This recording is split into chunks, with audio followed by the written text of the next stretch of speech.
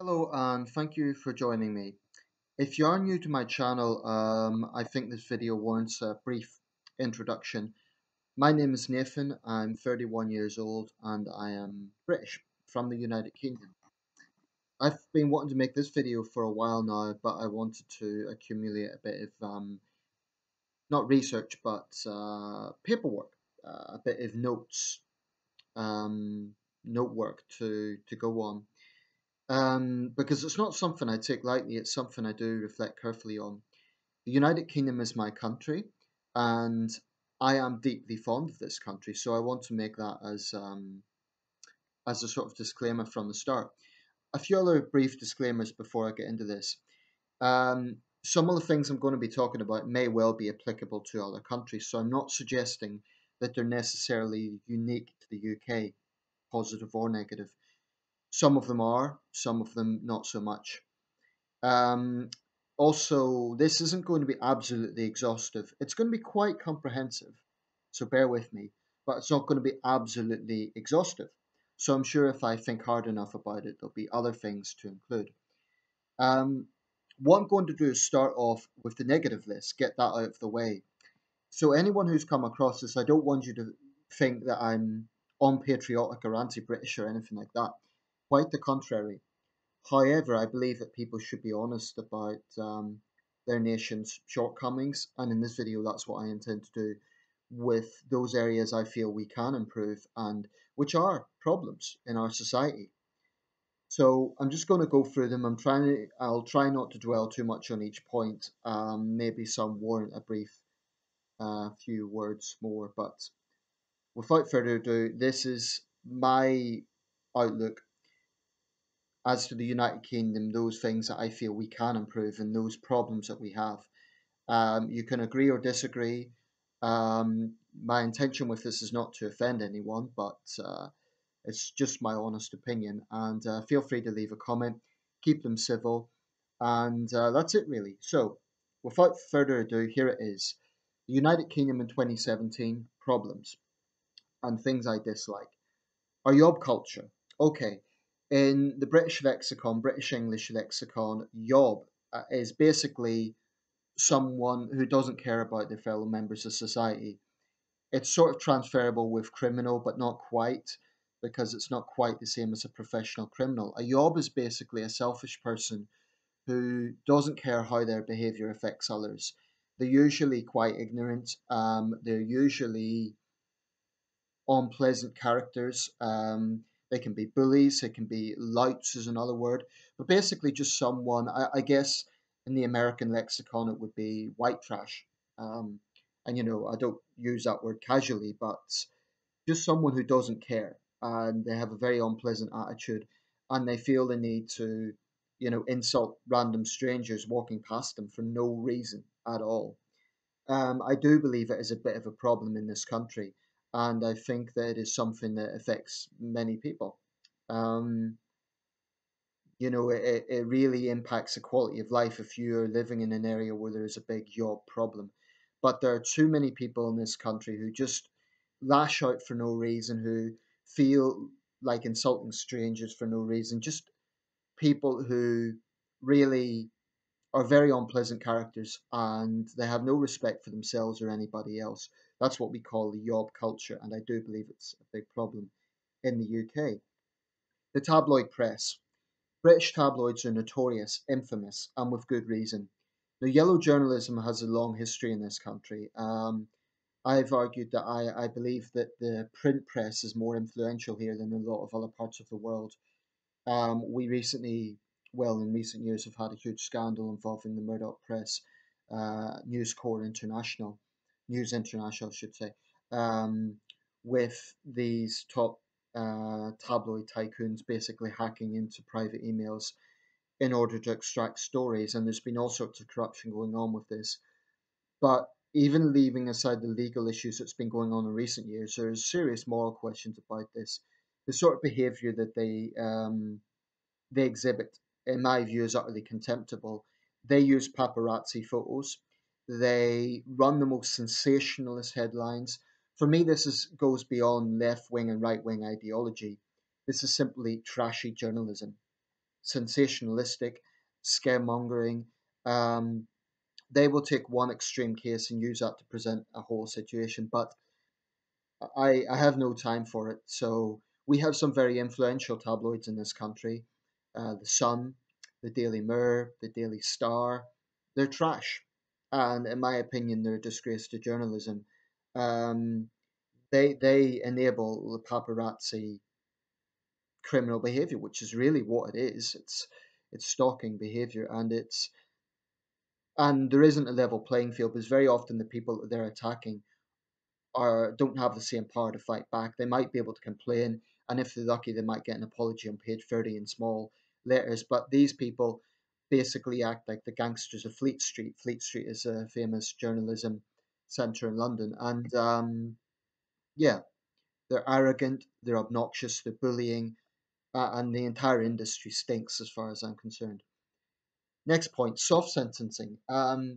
I admit my bias comes into this. Well, my bias comes into a lot of these points.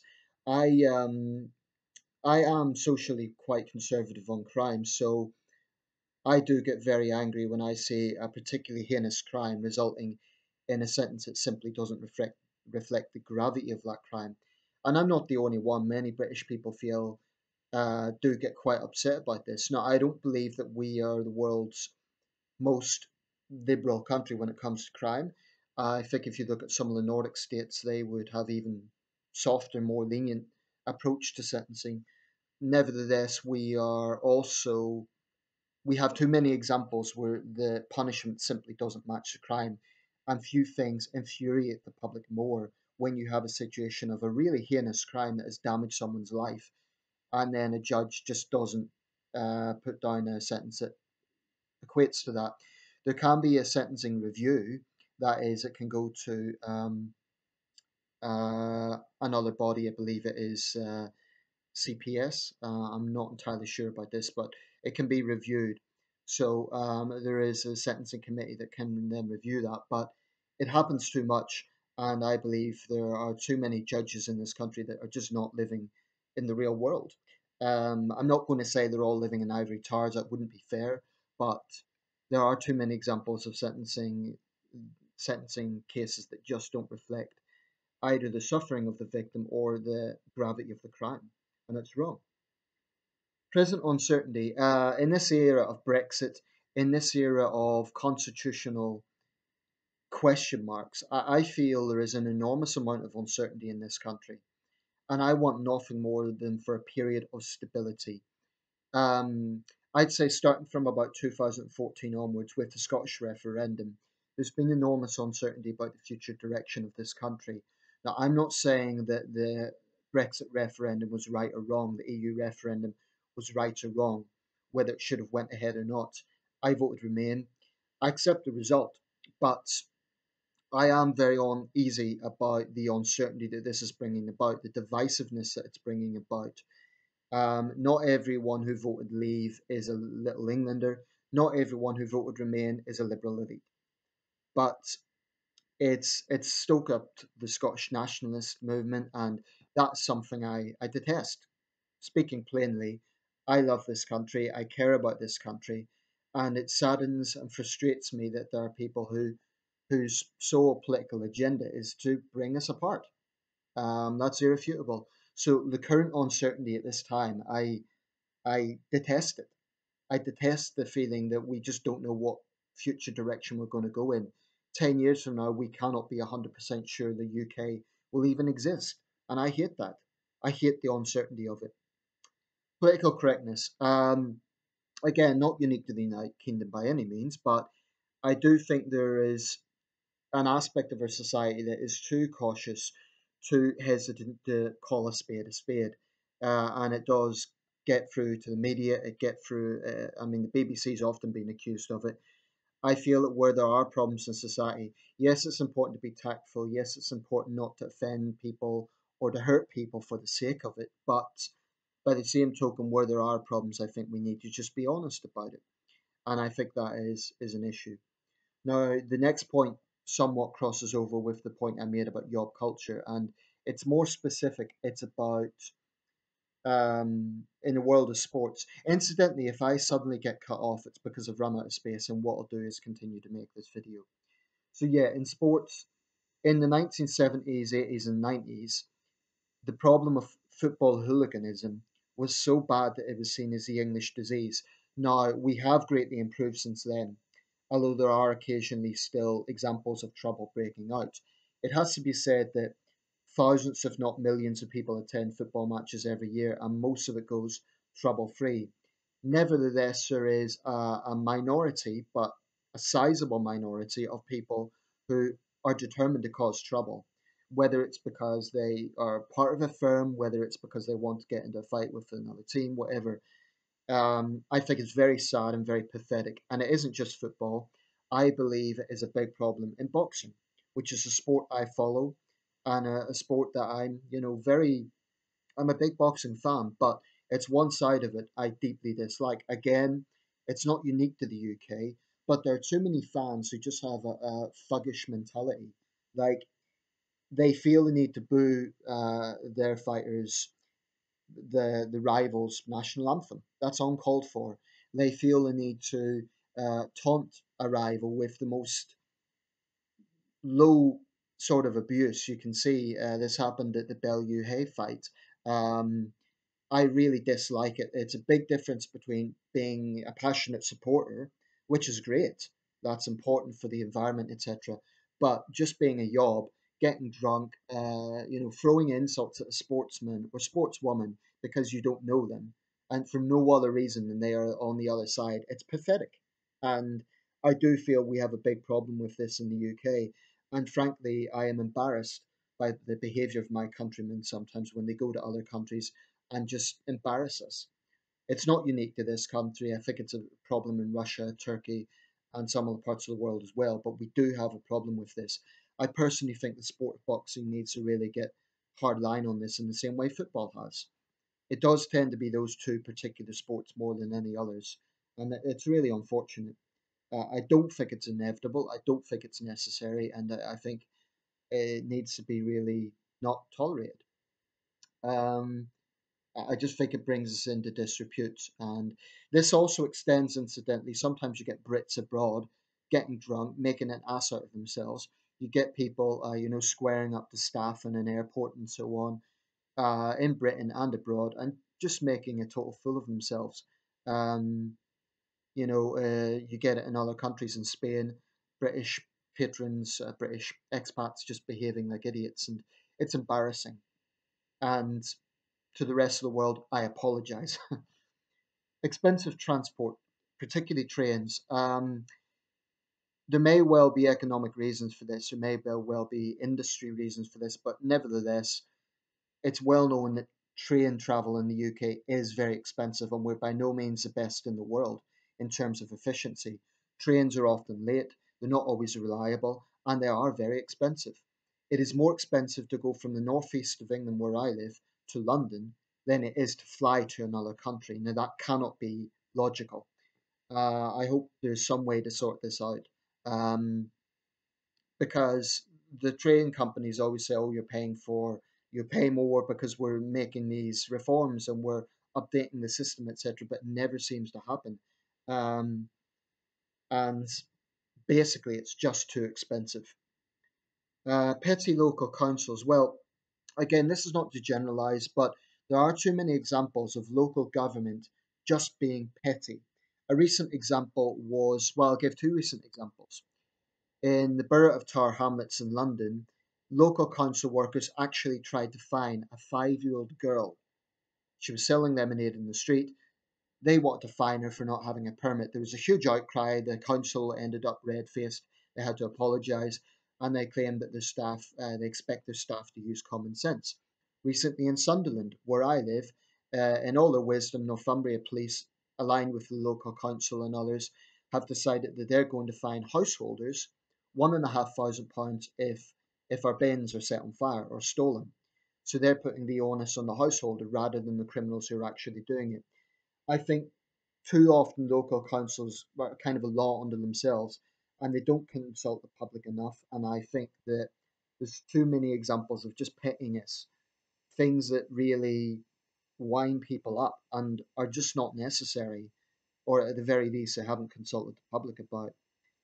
The next issue that we have, racism. Now, some of my right wing viewers may not agree with this, but I do believe that we have a racism problem in this country. And I'm not going to say it's got worse since Brexit, but it has become apparent since Brexit. Now, I want to be very careful in how I say this. I do not believe that all people who vote Leave are racist, far from it. But it is irrefutable that there is an ugly undercurrent of blood and soil nationalism out there, and it is just it's racist. There's no other way to describe it. So it's, this in a sense can be right wing political correctness by denying this. It's a problem. It's very real. I know of people from other countries who've had to put up with abuse for no other reason than they look different. It's wrong. It's embarrassing, and it's just uncalled for. I have Chinese friends here who have put up with verbal abuse simply because they're Chinese and they're students, and it's embarrassing.